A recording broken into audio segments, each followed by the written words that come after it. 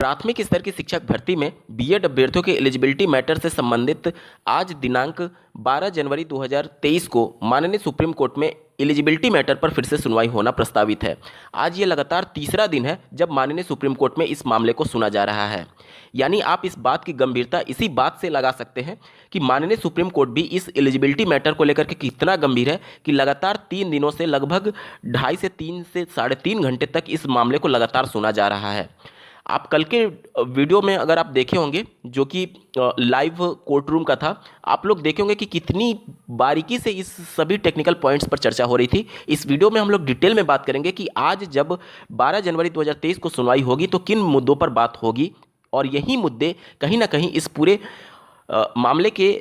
राह को और ज़्यादा एक तरीके से क्लेरिफाई करने वाले हैं कि कौन जीतेगा और कौन हारने वाला है। नमस्कार दोस्तों, मेरा नाम है नीरज और आप देख रहे हैं कैरियर बिट यूट्यूब चैनल। अगर आप इस चैनल पर पहली बार विजिट कर रहे हैं तो इसको सब्सक्राइब करते हुए बेल आइकन को प्रेस करना ना भूलें। देखिए, दिनांक 10 जनवरी 2023 को बीएड और एनसीटी की तरफ से जो वकील थे उन्होंने अपना सबमिशन रख दिया था, और दिनांक 11 जनवरी 2023 को बीएसटीसी यानी डीएलएड से संबंधित वकीलों के द्वारा अपना सबमिशन रखा गया, जिसमें श्री कपिल सिब्बल जी के द्वारा भी काफ़ी महत्वपूर्ण पक्षों पर उनके द्वारा बात रखी गई थी। उनका भी लगभग सबमिशन समाप्त हो चुका है। अब आज क्या होगा, 12 जनवरी 2023 को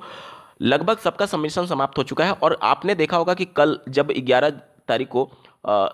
बीएसटीसी के वकील के द्वारा कुछ बोला जा रहा था तो उस पर क्रॉस क्वेश्चन बीएड के वकीलों के द्वारा भी किया जा रहा था। मतलब कि माननीय जज उनसे भी बार बार चीज़ें क्लियर आउट करने के लिए कह रहे थे। और एक चीज़ यहाँ पर देखने को कल ये भी मिली कि बीएसटीसी के जो वकील थे उन्होंने ये कहा, कहीं ना कहीं एक सिंपैथी वाला कार्ड खेलने की कोशिश की कि बीएसटीसी या फिर डीएलएड के जो अभ्यर्थी होते हैं उनको सिर्फ प्राइमरी में मौका मिलता है, जिस पर करेक्शन करते हुए बीएड के जो वकील थे उन्होंने साफ शब्दों में कहा कि आप झूठ मत बोलिए, बीएसटीसी और डीएलएड के अभ्यर्थियों को अपर प्राइमरी में भी मौका मिलता है। यानी कि प्राइमरी ही नहीं, अपर प्राइमरी यानी कक्षा 1 से लेकर के 8 तक जो शिक्षकों की भर्ती होती है उसमें डीएलएड और बीएड वाले माफ कीजिएगा डीएलएड वाले और बीएसटीसी वाले अभ्यर्थी पूरी तरीके से पात्र होते हैं।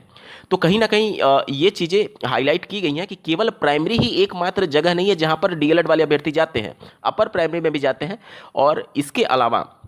महत्वपूर्ण बिंदुओं पर इस बात पर चर्चा हुई कि जो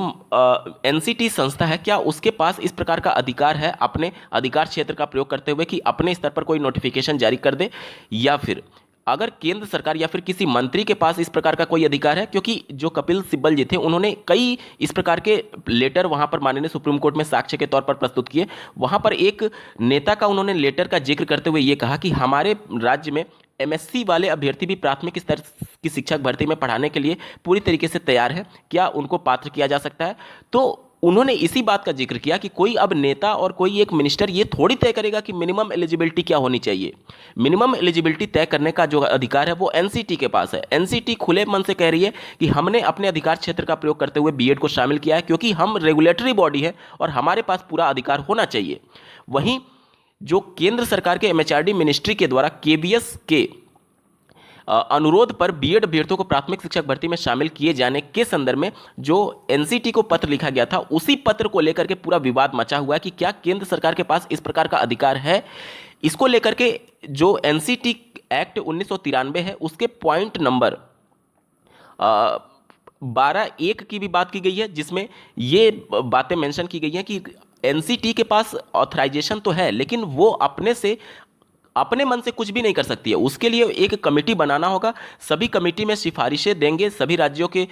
मेंबर्स इसमें शामिल होंगे, शिक्षा मंत्री इसमें शामिल होंगे और अपने हिसाब से वहां पर सिफारिश देंगे और उसके हिसाब से इसको पब्लिश करना होगा और उसके बाद कोई कानून बनाया जा सकता है। इस पर माननीय सुप्रीम कोर्ट ने साफ शब्दों में पूछा कि क्या आपके पास इस प्रकार की किसी कमेटी का या फिर किसी भी सिफारिश का कोई रिकॉर्ड है जिस पर कोई भी एफिडेविट सबमिट नहीं किया गया था। इससे ये चीज़ें स्पष्ट हो गई थी कि इस प्रकार का कोई कमेटी बनाया ही नहीं गया था, जिसको काउंटर करने के लिए बीएड के वकीलों के द्वारा यह बोला गया कि इस प्रकार की कमेटी बनी थी, इंटरनल कमेटी बनी थी। उसके बाद से माननीय सुप्रीम कोर्ट ने कहा कि इतनी बड़ी स्वायत्त संस्था है जो कि एक संसद से पारित कानून के बाद एग्जिस्टेंस में आई है। एनसीटी के बारे में वो बोल रहे थे कि इनके द्वारा किसी कमेटी को बना करके सिफारिश को लागू भी कर दिया गया और इनके पास कोई रिकॉर्ड नहीं है ये प्रूफ करने के लिए कि हाँ हमने कमेटी बनाई थी। मतलब कि माननीय सुप्रीम कोर्ट को भी कहीं ना कहीं शक है कि इस प्रकार की कमेटी बनी ही नहीं थी जो कि इस प्रकार के रिपोर्ट को पब्लिश करे या फिर इस प्रकार के कानून को लागू करने के लिए पूरे देश भर में 28 जून 2018 का नोटिफिकेशन जारी करे। तो एक तो माननीय सुप्रीम कोर्ट का डाउट वहां पर हुआ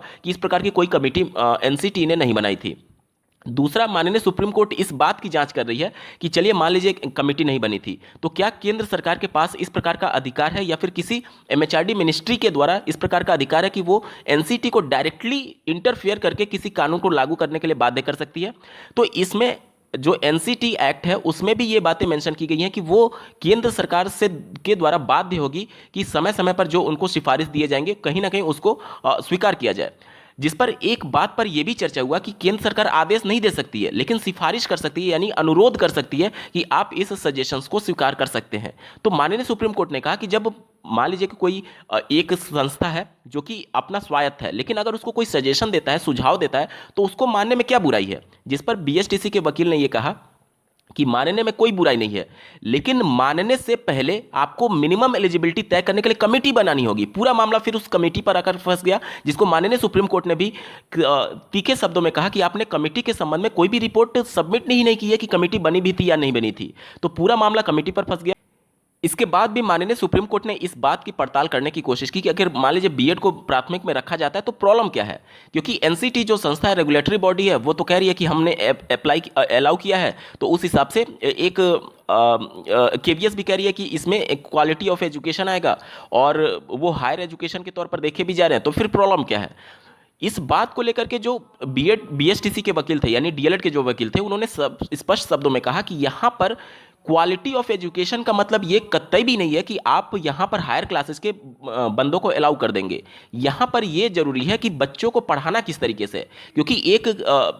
ग्रेजुएशन लेवल के बच्चे को पढ़ाने का तरीका और प्राइमरी लेवल के बच्चे को पढ़ाने का तरीका अलग है। वहाँ पर आप खेल के माध्यम से पढ़ाएंगे और वहाँ पर